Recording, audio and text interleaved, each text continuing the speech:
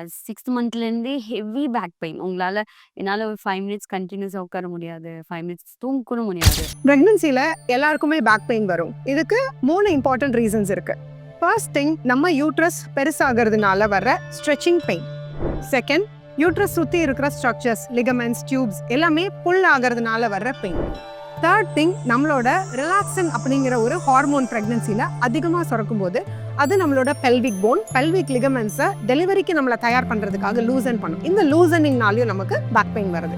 இதை ஹேண்டில் பண்றதுக்கு நம்ம 3 முக்கியமான விஷயம் ஃபாலோ பண்ணணும். First thing, wholesome nutritious food. அந்த மாதிரி விஷயங்கள் நல்லா கன்சியூம் பண்ணா நம்ம போன்ஸ் அண்ட் லிகமெண்ட்ஸ் ஸ்ட்ரென்தன் ஆகும், பெயின் கம்மியாகும். செகண்ட் திங், நம்ம மசில்ஸை ஸ்ட்ரென்தன் பண்ற மாதிரி பிரெக்னன்சி யோகா ஆர் பேசிக் ஸ்ட்ரெச்சிங் எக்ஸசைசஸ் நம்ம கண்டிப்பாக பண்ணணும். தேர்ட் திங், நம்ம கரெக்டான பாஸ்டர்ஸ் ஃபாலோ பண்ணணும்.